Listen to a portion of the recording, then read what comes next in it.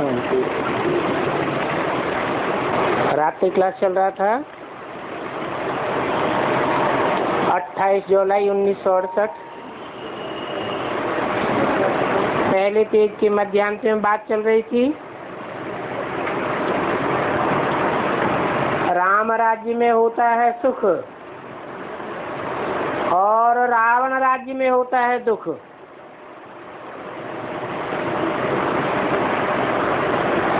राम अर्थात रमण कराने वाला और रावण अर्थात रुलाने वाला। दुख में रोते हैं और सुख में खेलते हैं। तुम जानते हो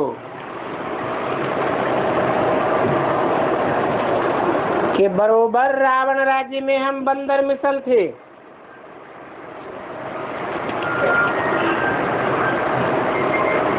उन बंदर मिसल को ही बाप मंदिर लायक बनाकर रावण राज्य पर जीत पहनाते हैं।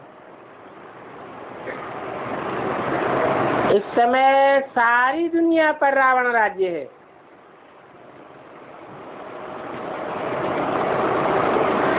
यूं कहो कि सारी दुनिया एक बेट है।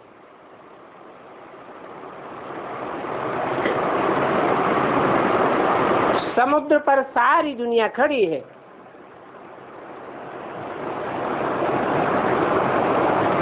और सारी दुनिया में रावण राज्य है तो मनुष्य बहुत हैं। राम राज्य होगा तो थोड़े मनुष्य होंगे।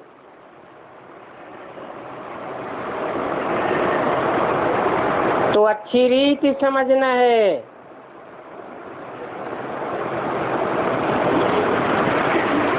सुखदाई थोड़े होते हैं और दुखदाई बहुत होते हैं। सुदर्शन चक्रधारी भी तुम ब्राह्मण ही बनते हो।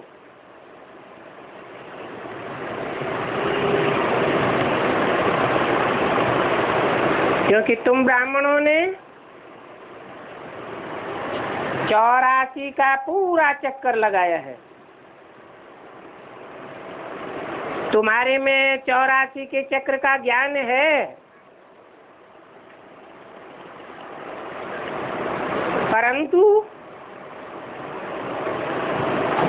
ये विष्णु के चक्र आदि के अलंकार तुमको नहीं दे सकते। क्योंकि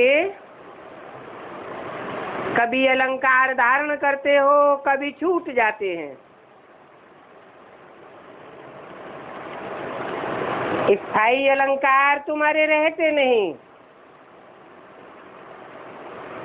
इसलिए विष्णु है फाइनल। तुम्हारा संपूर्ण फरिश्ता रूप। इसलिए उनको अलंकार दे दिए हैं। बाकी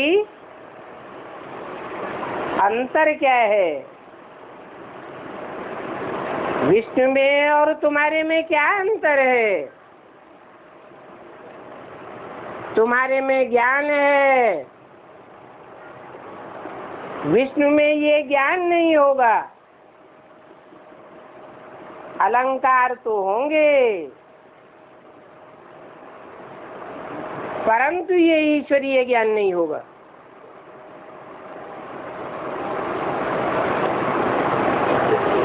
ज्ञान सिर्फ तुम ब्राह्मणों में ही है।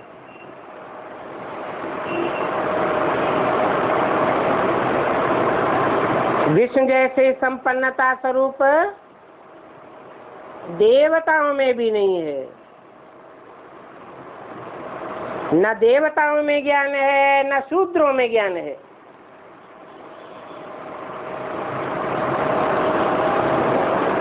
तुम तो शूद्र से ब्राह्मण बन गए हो।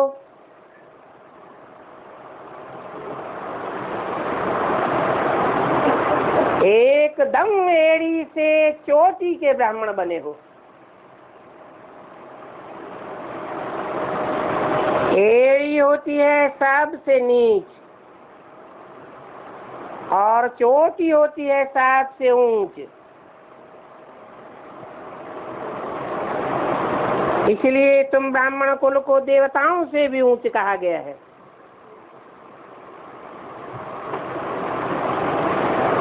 और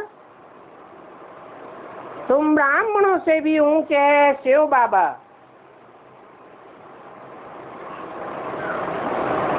इसलिए ब्राह्मण चोटी में गांठ लगाते हैं तो शिव का चित्र बनाए देते हैं, जो निराकार लिंग की यादगार है।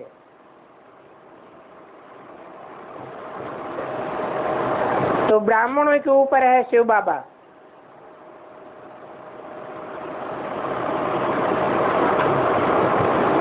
गाते भी हैं, बहुत गई थोड़ी रही, थोड़ी की भी थोड़ी रही। अभी ये पुरानी दुनिया, बाकी थोड़ा समय है। तो अभी नई दुनिया में जाने के लिए इस याद की यात्रा पर गौर करो। साथ साथ दैवी गुण भी चाहिए। बच्चे समझते हैं कि हम कल्प कल्प अपने तन मन धन से भारत को स्वर्ग बनाते हैं।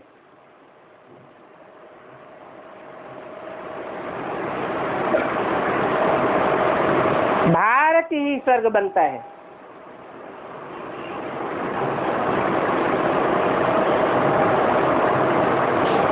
क्योंकि नाम ही है भारत। भार था तो रोशनी। ये ज्ञान सागर के ज्ञान की रोशनी है। रत माने लगा हुआ, जो सदैव जीवन भर ज्ञान की रोशनी में लगा हुआ है, वो भारत ही स्वर्ग बनता है।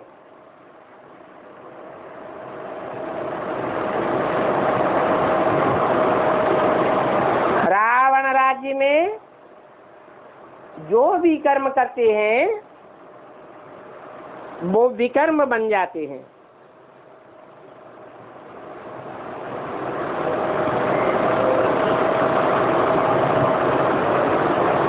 राम राज्य में तुम जो भी कर्म करते हो वो अकर्म हो जाते हैं।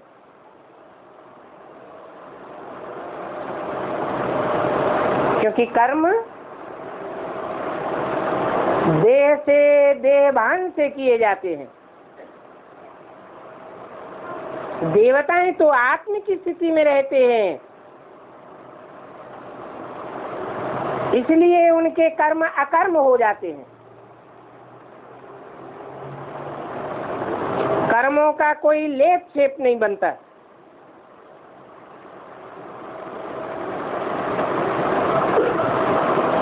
तो ये बात भी बाप ही समझाते हैं कि राम राज्य में विकर्म क्यों नहीं बनते। विपरीत कर्म इसलिए नहीं बनते हैं कि 5 तत्वों का जो शरीर है वो आत्मा का स्व नहीं है, पर है। पर है प्रकृति और प्रकृति के 5 तत्व। अगर इनकी स्मृति में रहते हैं तो जैसे देहभान में रहते हैं। देहभान में रहने से विकर्म बन जाते हैं। प्रकृति को स्त्री कहा जाता है, पुरुष को आत्मा कहा जाता है। तो आत्मिक स्थिति में रहना बाप सिखाते हैं।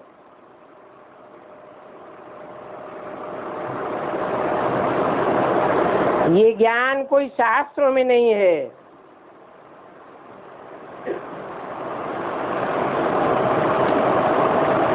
कि आत्मिक स्थिति में रहो,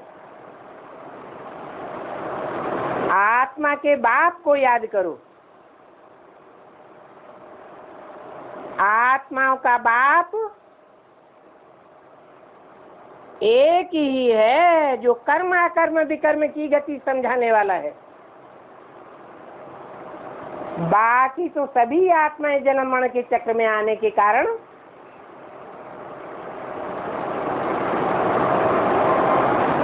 ड्रामा के चक्र का नॉलेज नहीं रख सकती।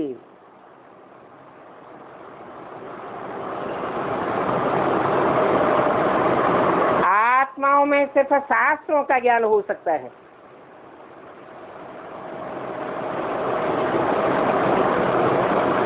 पूरे सृष्टि चक्र का ज्ञान नहीं हो सकता।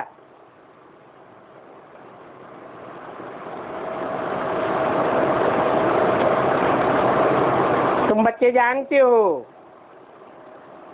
बाप से हम सुख शांति का वर्षा ले रहे हैं। आत्मिक स्थिति से ही सुख और शांति मिलती है। अभी भी प्रैक्टिस करके देखो। जिन दिनों में आत्मिक स्थिति ज्यादा रहती है उन दिनों सुख और शांति का अनुभव होता है।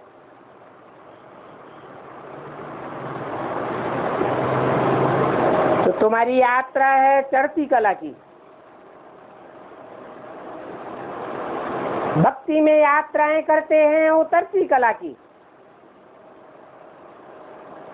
आत्मा की शक्ति क्षीण होती जाती है। भक्ति मार्ग में वेस्टेज ऑफ टाइम, मनी और एनर्जी। और यहाँ तो तुम्हारा वेस्टेज होता ही नहीं।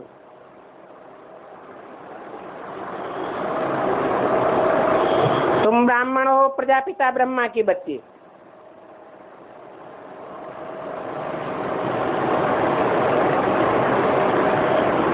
सिर्फ ब्रह्मा के बच्चे नहीं,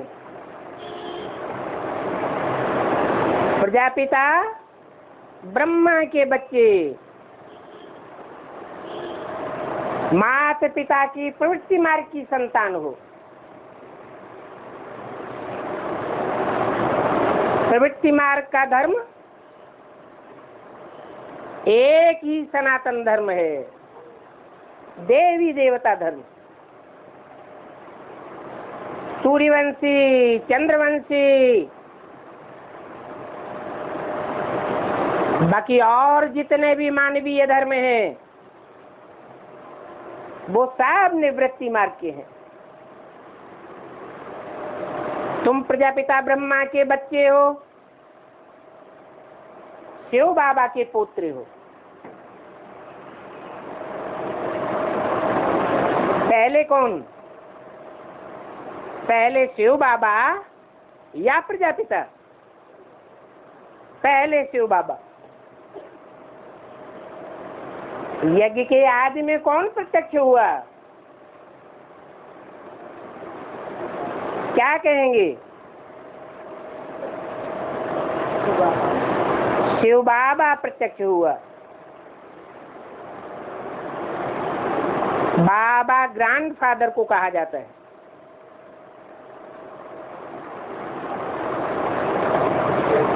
प्रजापिता का नाम तो मुरलियों में भी बाद में ऐड किया गया। और मुरलियों को अर्थात वेदवाणी को समझने वाले तुम बच्चे हो।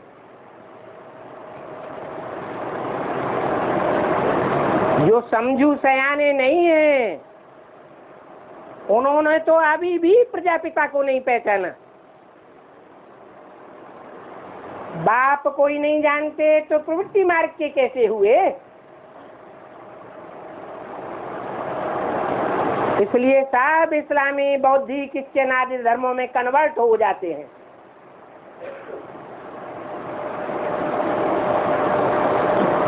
क्योंकि मनुष्य सृष्टि का जो एक ही बेहद का बाप है, जिसमें बेहद आत्माओं का बाप प्रवेश करते हैं, उस बेहद के बाप को नहीं पहचान पाते। तो कहेंगे तुम हो शिव बाबा के पोत्रे।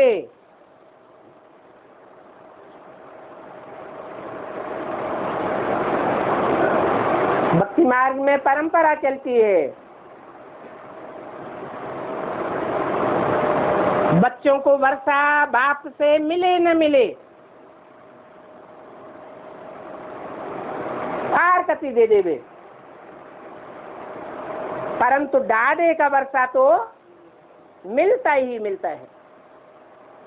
फाउंडेशन कहाँ पड़ता है? यहाँ यज्ञ में फाउंडेशन पड़ता है। यज्ञ के आदि में जो बच्चे कारण या कारण यज्ञ छोड़ करके चले गए, अभी दोबारा जन्म लेकर के फिर यज्ञ में आए हैं,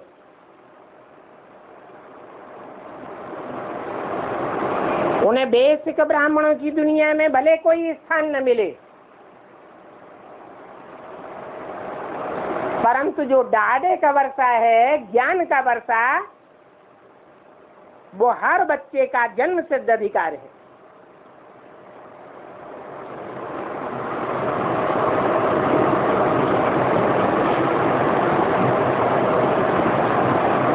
वो ब्राह्मण तो भिक्षा मांगते हैं। कौन से ब्राह्मण? भक्ति मार्ग वाले। तुम ब्राह्मणों को तो कहते हैं मांगने से मरना वाला। तुम्हारे अंदर जन्म जन्मांतर के राजाई के संस्कार हैं, राजघराने के संस्कार हैं। राजाई के संस्कार वाले देने वाले होते हैं, कोई के सामने हाथ पसारने वाले नहीं होते हैं। तो तुमको तो कहते हैं मांगने से मरना भला।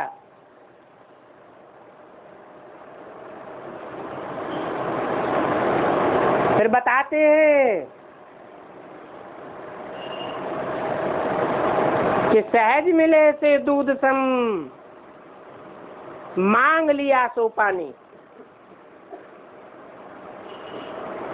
नई दुनिया की स्थापना के कार्य में भी जिनसे सहज सहज सहयोग मिलता हो बिना मांगे, वो सहज सहज ले लेना चाहिए। अगर इशारे से भी मांगना पड़े तो वो ईश्वरीय सेवा में, नई दुनिया की स्थापना के कार्य में काम में नहीं आवेगा। जैसे पानी को बिलोने से कुछ भी रिजल्ट नहीं निकलता, कोई सार नहीं निकलता, ऐसे ही इस ज्ञान यज्ञ में मांगी हुई चीज स्वाहा करने से नई दुनिया के मतलब की चीज नहीं रहेगी। फिर कहते हैं खींच लिया सो खून बराबर। अगर नई दुनिया की स्थापना के नाम पर कोई से खींच करके ले लिया, धोखा दे के ले लिया, झूठ बोल करके ले लिया,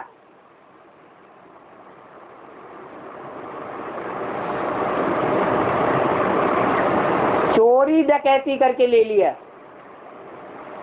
और ईश्वरीय सेवा में लगाया, तो बाप कहते हैं कि वो क्षीर सागर नहीं बनाएगा, दूध की दुनिया नहीं बनावेगा, और ही खून खराबे की दुनिया बन जाएगी।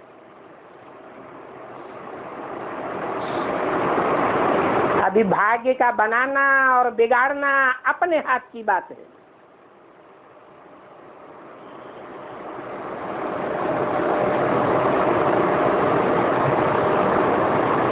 खून खराबे की दुनिया है द्वापर कलयुग।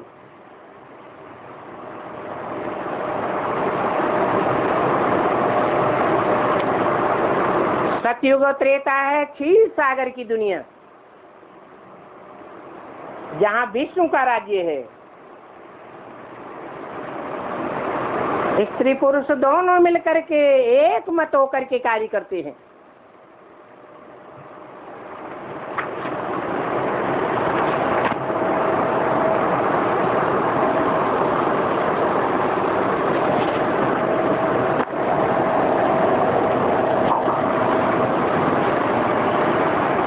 बाप दादा की श्रीमत पर न चले,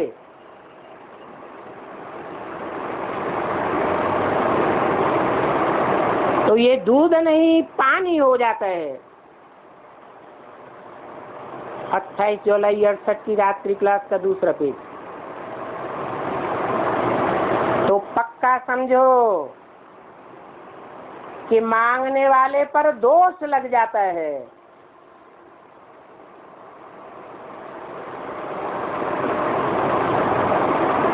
दोष पूर्ण होने के कारण रिजल्ट नहीं निकलता।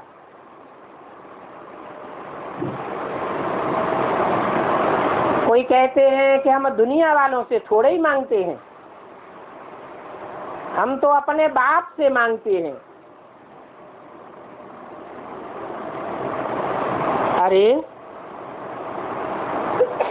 बाप मांगने से देने वाला है या बिना मांगे ही देने वाला है? 63 जन्म बाप के सामने मांगते रहे, क्या कुछ मिला? ड्रामा प्लान अनुसार जब देना होता है तो स्वतः ही देते हैं। ज्ञान धन भी स्वतः ही देते हैं।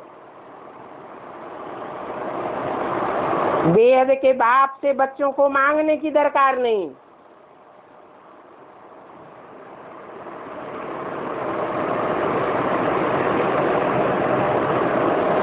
भक्ति मार्ग में दान करते थे। मेरे अर्थ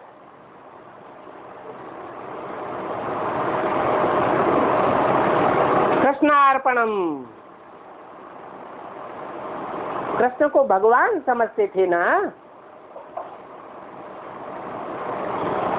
तो अल्पकाल का एक जन्म के लिए सुख मिल जाता था।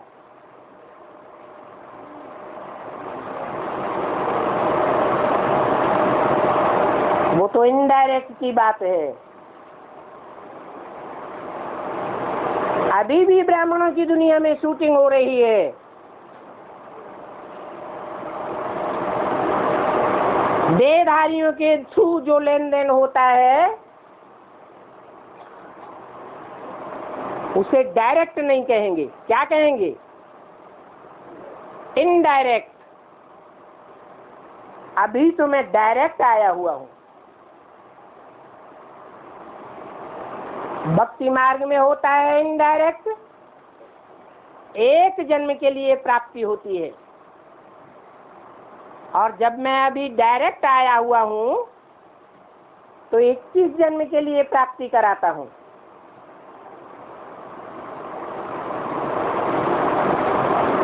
तो डायरेक्ट करने से तुम्हारा 21 जन्म का बन जाता है।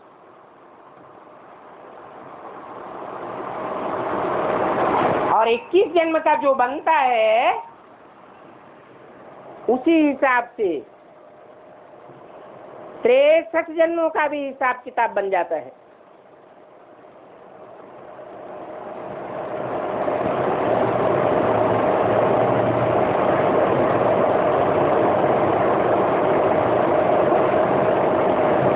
बाकी दान करना है,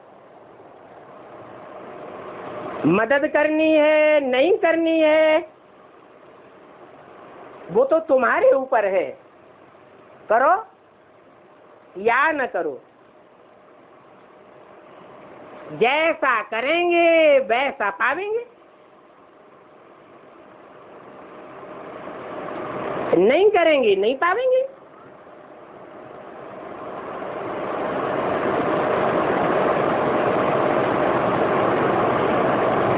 बाप बच्चों को कहते हैं कब मांगना नहीं है,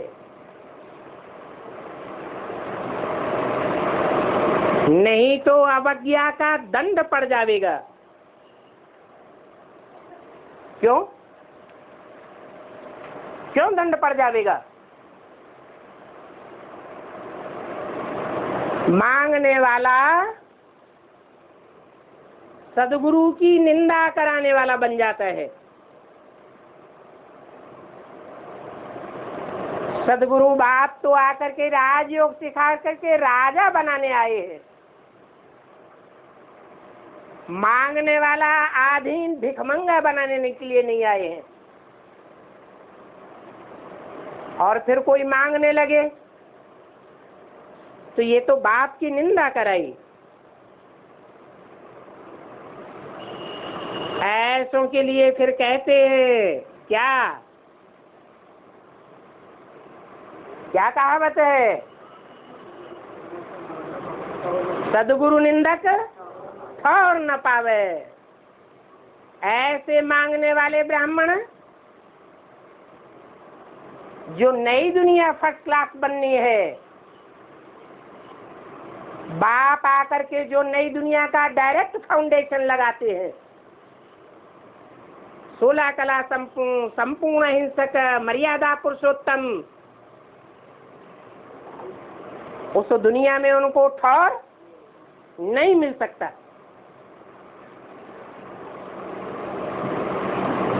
बाकी वो गुरु तो ऐसे ही कहते रहते हैं सदगुरु निंदक ठौर न पावे। अपने को सदगुरु समझते हैं, अपना ही घर घाट ठौर छोड़ करके भागते हैं, तो दूसरों को कौन सा ठौर ठिकाना देंगे?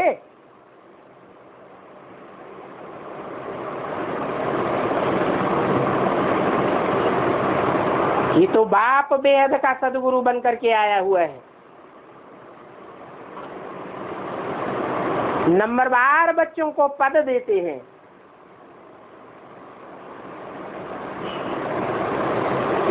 तो क्यों भीख मांग करके सदगुरु की पत गंवाते हैं?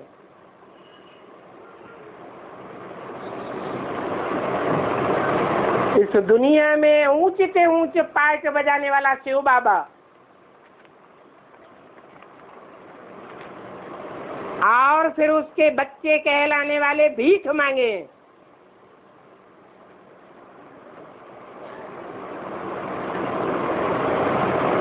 कितनी निंदा की बात हो गई।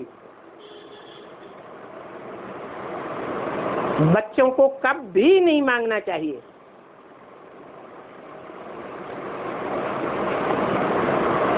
निंदा कराए करके तुम अपना मर्तबा नीच बनाते हो। जन्म जन्मांतर का मर्तबा कम हो जाता है। इसलिए कभी भीख नहीं मांगनी चाहिए।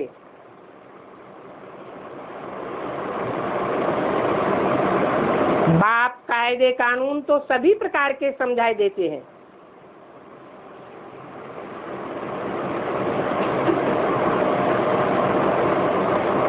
फिर हर एक बच्चे को अपने अपने प्रकार की बुद्धि है।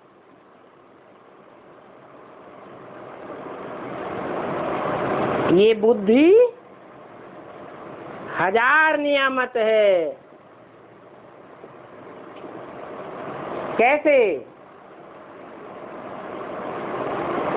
63 जन्मों में जिन्होंने जैसे जैसे कर्म किए हैं, उन कर्मों के अनुसार अच्छी या बुरी प्रकार की बुद्धि मिल जाती है। उस बुद्धि के आधार पर ईश्वरीय ज्ञान को ग्रहण करते हैं, धारण करते हैं। इसलिए बोला कि हर एक बच्चे की बुद्धि अपनी अपनी है। बताते हैं कि कोई हॉस्पिटल बनाते हैं, उनका फल दूसरे जन्म में मिल जाता है। ऐसे नहीं कि ग्लोबल हॉस्पिटल बना दिया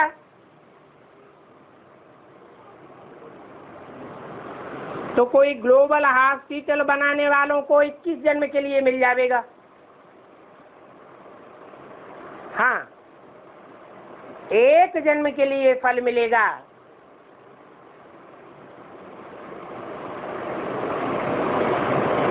हॉस्पिटल बनाने वाले भी बल ब्राह्मण हैं, ब्रह्मा की औलाद कहलाते हैं।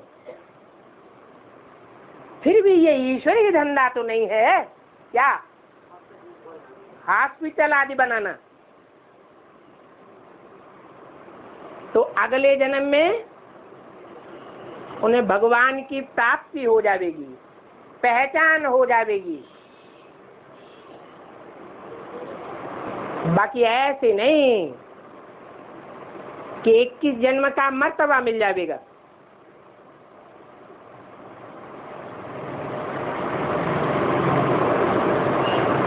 या यूं कहें कि हॉस्पिटल बनाने वाले अगले जन्म में बीमार नहीं पड़ेंगे।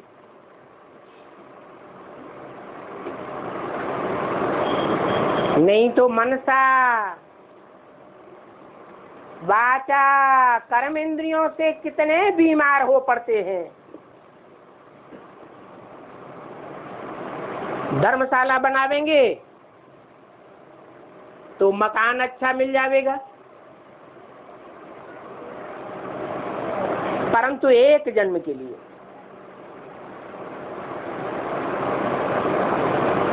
क्या ब्राह्मणों की दुनिया में भी ये शूटिंग होती है?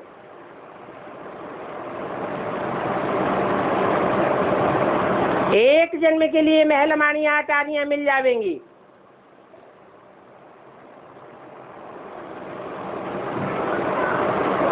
बाप फिर कहते हैं कि नई दुनिया में तुमको बाप से 21 जन्म के लिए मिलना है। अच्छा, बच्चों को समझाते तो बहुत हैं, समझा समझा करके बच्चों को 100% समझदार बनाते हैं।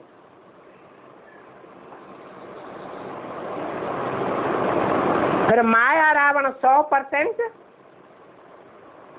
बेसमझ बनाई देती है। सभी कहते हैं कैरेक्टर्स खराब हैं, क्योंकि विकारी है ना। बाप आकर के तुम्हारे कैरेक्टर्स राम राज्य में दैवी बनाई देते हैं। समझाते हैं कि अगर इस ब्राह्मण जीवन में प्योरिटी नहीं आई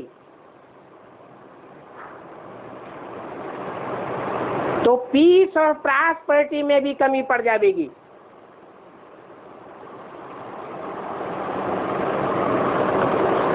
निर्विकारी दुनिया है, सॉल्वेंट दुनिया, सब प्रकार से भरपूर रहेंगे। विकारी दुनिया है इंसॉल्वेंट, तो सारा मदार पवित्रता पर है। दुनिया के सारे काम प्योरिटी से होते हैं।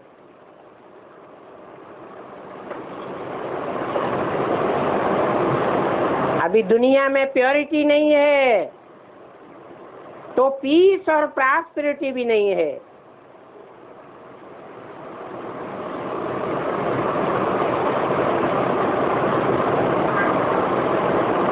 भारत से विदेशों की तुलना कर सकते हो।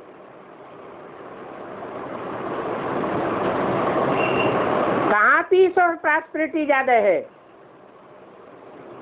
विदेशों में या भारत में? क्यों? विदेशों में इतनी शांति और धन संपत्ति का जखीरा क्यों जमा हुआ पड़ा है? भले अल्पकाल का है, लेकिन है तो।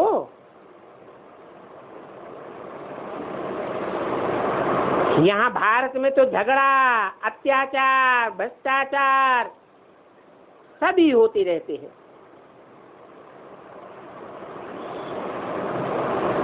विकारों के कारण भारत में द्वापर युग के शुरू से लेकर के झगड़े आदि पड़ते चले आ रहे हैं। कितने अत्याचार होते हैं और ये अंत तक चलते रहेंगे।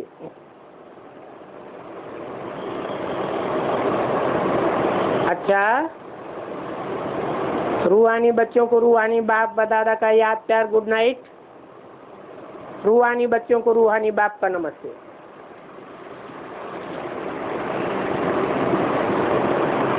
एक दूसरा छोटा सा रात्रि क्लास है।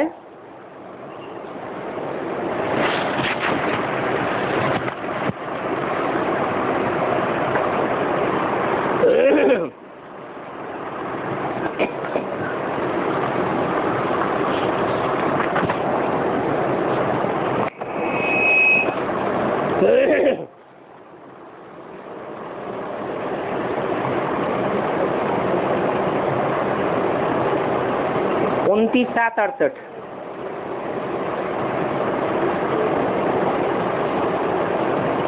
इस षष्ठी चक्र में 3 मतें होती हैं।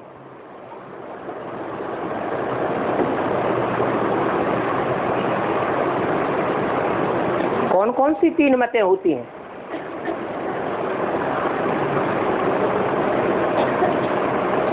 सारी मानवीय षष्ठी के चक्र में 84 के चक्र में 3 मतें खास। कौन कौन?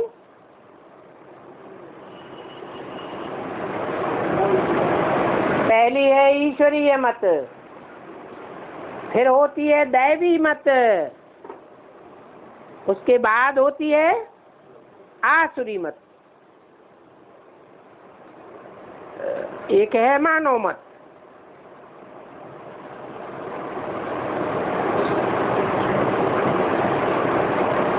मनुष्यों की मत से दुनिया नीचे उतरती चली जाती है। उसके बाद होती है ईश्वरीय मत। ईश्वर आकर के मनुष्य से देवता बनाते हैं, तो दैवीय मत कही जाती है। ईश्वर मनुष्य मत से चेंज करके ईश्वरीय मत से दैवी मत बनाते हैं। सतयुग त्रेता में है दैवी मत। बाप ने समझाया है कि सत्ययुग को स्वर्ग कहा जाता है।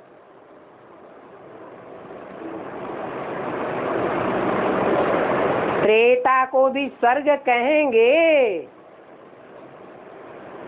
लेकिन 2 कलाएं कम हो जाती हैं, इसलिए सेमी स्वर्ग कहेंगे।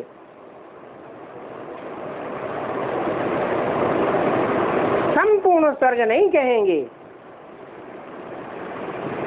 क्योंकि संपूर्ण आत्मिक स्थिति वहां नहीं रहती, स्वस्थिति नहीं रहती।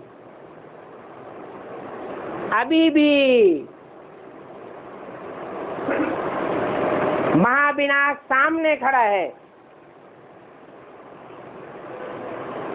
तुम बच्चे प्रैक्टिस करके जितना जितना स्वस्थिति में स्थित होते जाते हो,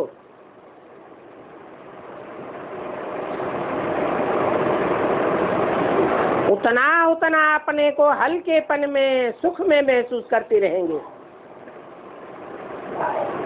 बल दुनिया में विनाश बर्पा होता रहे।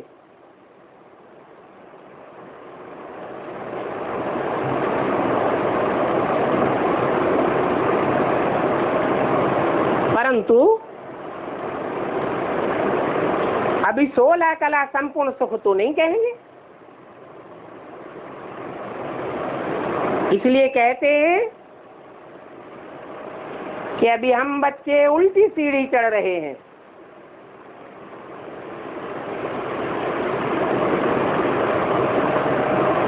धीरे धीरे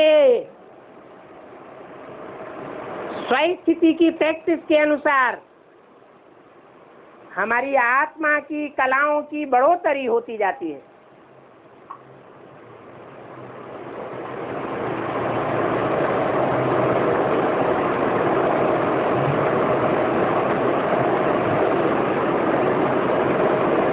त्रेता के बाद 2 कलाएं कम हो जाती हैं। द्वैतवादी युग द्वापर आता है, फिर कलयुग आ जाता है। ज्ञान का वर्षा पूरा हुआ, भक्ति आ जाती है। कहेंगे रावण का वर्षा, रावण का वर्षा है भक्ति, भगवान का वर्षा है ज्ञान। नहीं तो भगवान आकर क्या देते हैं? महलमानियां अटारियां धन संपत्ति देते हैं क्या? ज्ञान ही देते हैं। और रावण क्या देते हैं? भक्ति देते हैं। भागते रहो, ठोकरें खाते रहो, बुद्धि को ठिकाना मिलता ही नहीं। तो कहा जाता है मनुष्य मत। और मनुष्य तो ढेर के ढेर हैं।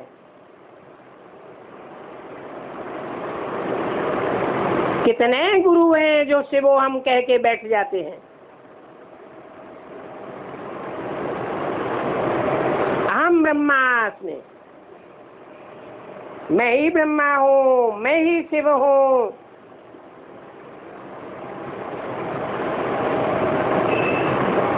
आसुरी मत कहेंगे, क्योंकि 5 विकार सर्वव्यापी हो जाते हैं। ईश्वर को सर्वव्यापी कहना तो भूल है।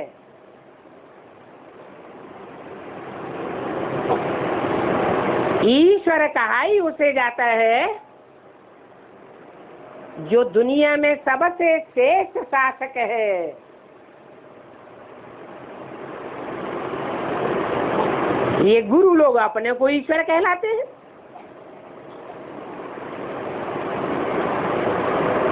पांच विकार तो सब में है।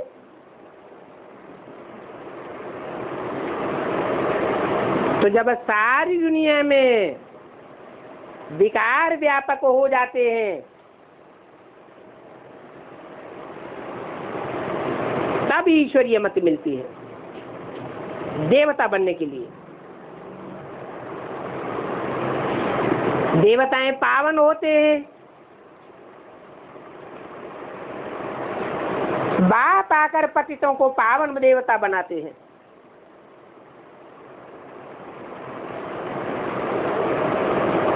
उनकी ईश्वरीय मत सबसे ऊंचे मत है।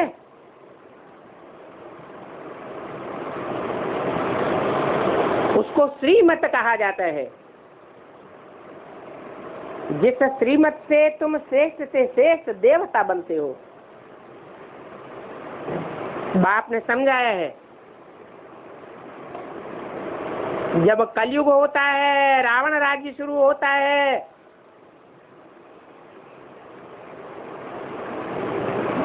तब है आसुरी मत। और भारत की ही बात है। जो भारत ऊंच से ऊंच था वो नीच से नीच बनता है। 84 जन्म भी भारत ही लेती है। लेती है, हैं? लेती है कि लेता है? लेती है नहीं। भारत माता नहीं कहा जाता है। फिर जब माता है तो 84 जन्म लेती है या लेता है? जैसे माया रावण कहते हैं, तो स्त्री है या पुरुष है या दोनों है? मैक्सिमम है 84 जन्म, मिनिमम है 1 जन्म। बाकी 84 लाख जन्म नहीं है, 84 लाख योनियां तो हैं, लेकिन 84 लाख योनियों में मनुष्यों का जन्म नहीं होता है।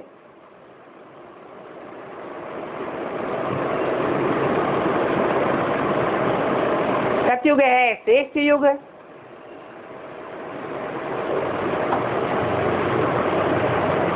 तो वहां थोड़ी योनियां होती हैं। कलयुग है भ्रष्ट से भ्रष्ट युग, तो वहां दुखदाई कीड़े मकोड़े मच्छर मक्खी बीमारी फैलाने वाले कीटाणुओं की संख्या बढ़ती जाती है। तो 84 लाख योनियां सतयुग में कहें या कलयुग में कहें? कलयुग में होती हैं 84 लाख योनियां। बाकी मनुष्य 84 लाख योनियों में जन्म नहीं लेता है। हाँ, ये कह सकते हैं कि मनुष्य जानवरों से भी बदतर कर्म करने लग पड़ते हैं। सूरत मनुष्यों की होती है और सीरत जानवर मिसल बन जाती है, कीड़े मकोड़ों मिसल बन जाते हैं। बाकी 84 लाख जन्म नहीं लेते हैं। ये बातें बाप बैठ समझाते हैं पुरुषोत्तम संगम युग पर। इस तरफ है कलयुग और उस तरफ है सतयुग। इस कलयुग में बहुत मनुष्य हैं, तो 84 लाख योनियों के अनुसार व्यवहार करने वाले मनुष्य होंगे या नहीं होंगे?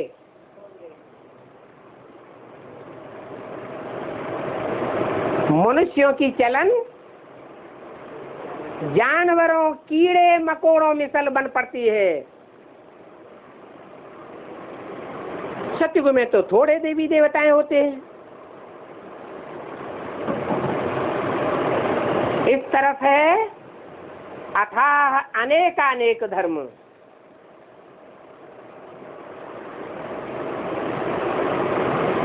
तुमको त्रिमूर्ति का चित्र भी दिखाते हैं, बताते हैं ब्रह्मा द्वारा स्थापना।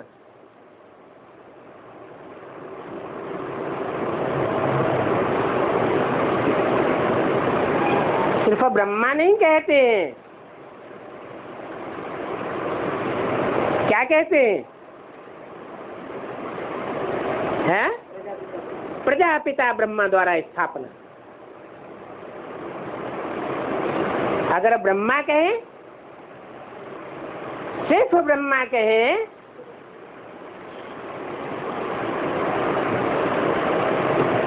तो संपूर्ण ब्राह्मण सो संपूर्ण देवता बनते हैं क्या?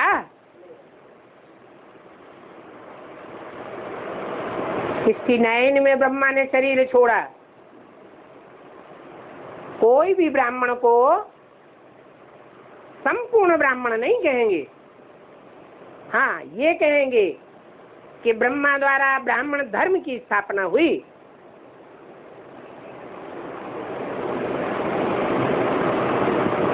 उसमें भी 2 प्रकार के ब्राह्मण होते हैं।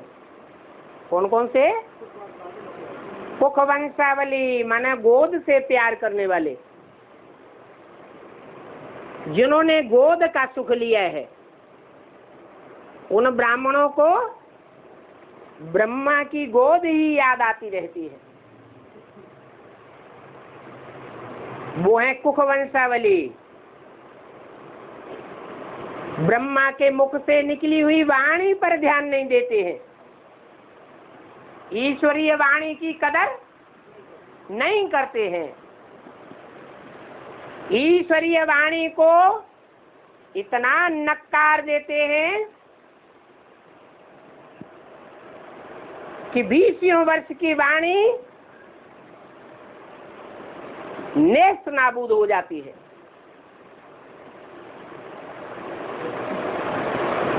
नहीं तो ईश्वरीय वर्षंश को रखना चाहिए बड़े एहतियात से।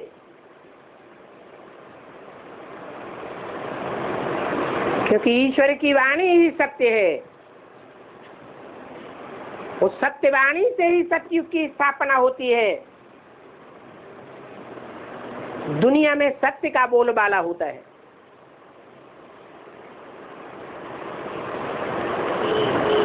तो ब्रह्मा द्वारा कहेंगे सामान्य रूप से ब्राह्मण धर्म की स्थापना होती है, कोई नई दुनिया की स्थापना, स्वर्ग की स्थापना नहीं हो जाती।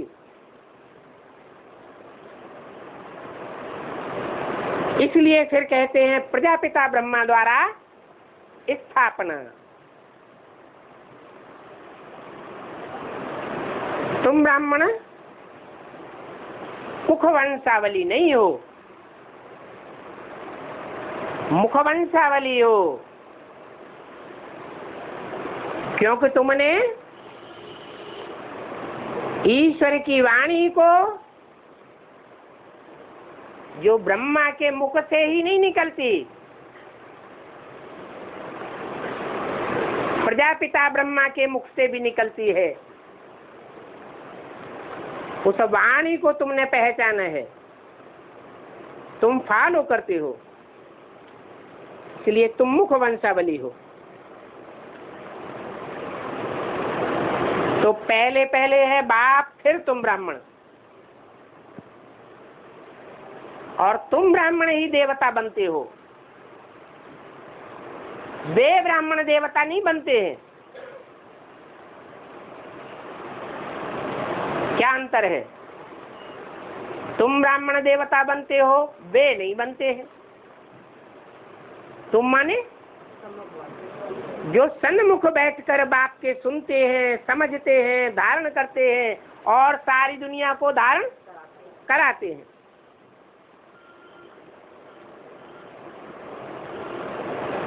ये भी बच्चों को बाप ने समझाया है कि राम को तीर क्यों देते हैं।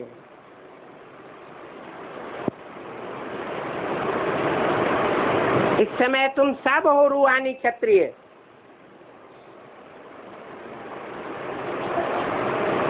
तुमको तीर मुले हुए हैं पूर्व जन्म की प्रारब्ध से। जैसे राम फेल हुआ, राम के पीछे पीछे तुम बच्चे भी फेल हुए।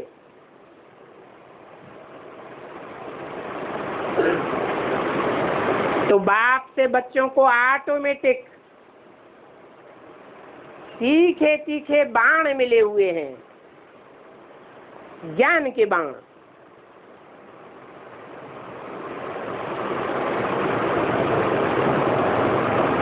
बाप आकर के गुप्त रूप से तुमको बाण देते हैं,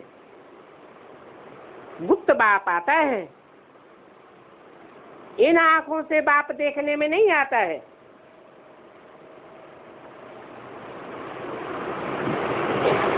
तो कोई को कहे कि चलो तुमको रूहानी बाप दिखलाए आए, नहीं, कौन सी आंख से देखने में आता है? ज्ञान के तीसरे नेत्र से देखने में आता है। आत्मा भी गुप्त है,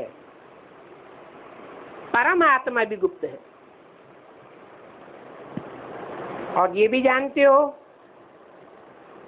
कि समझ आत्मा में ही होती है,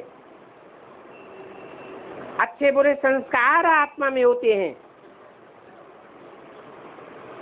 पतित भी आत्मा बनती है और पावन भी आत्मा बनती है। आत्मा पतित तो शरीर भी पतित बनता है। अभी भी ब्राह्मणों की दुनिया में रिहर्सल चल रही है, याद की प्रैक्टिस नहीं करते हैं, आत्म की स्थिति में नहीं रहते हैं, तो आत्मा पतित बनती है या पावन बनती है? पतित बनती है। और जब आत्मा पतित बनती है तो संस्कार भी पतित हो जाते हैं, शरीर भी पतित हो जाता है। जो शरीर की असली ऊर्जा है, ऊर्जा, क्या नाम दिया उसका? ऊ माने ऊपर और जा माने जाने वाली, जो आत्मा को ऊपर की ओर ले जाती है। जब पतित बनते हैं तो वो ऊर्जा जमीन में मिला देते हैं, नाली में चली जाती है। तो बोला आत्मा पतित तो शरीर भी पतित बन जाते हैं, आत्मा पावन तो शरीर भी पावन बनता है। आत्मा में खाद है तो जेवर भी खाद का बनता है। ये बातें बाप ही बैठ बताते हैं,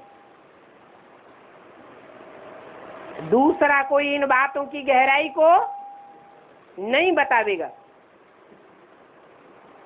जो बताते हैं ऋषि मुनि सभी कहते थे कि हम रचयिता और रचना को नहीं जानते हैं। ऋषि मुनि की तो बात छोड़ो, उनके तो मंदिर भी नहीं बनाए जाते, मूर्तियों की पूजा भी नहीं होती है। जिन लक्ष्मी नारायण के मंदिर भी बनाए जाते हैं, पूजा भी होती है, और दुनिया में और शास्त्रों में कहीं भी उनकी कोई ग्लानि नहीं है। वो लक्ष्मी नारायण भी नहीं जानते थे रचयिता और रचना के आदि मध्य अंत को।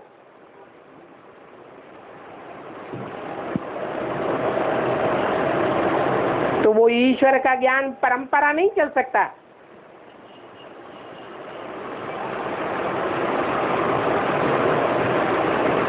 ये आत्मा ही श्रेष्ठ और नीच बनती है, सभी कुछ आत्मा ही बनती है। आत्मा एक शरीर छोड़ करके दूसरा लेती है?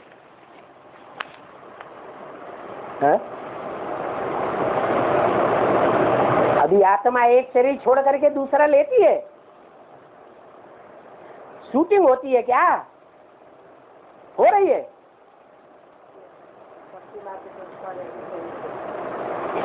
नहीं, वहां तो 63 जन्म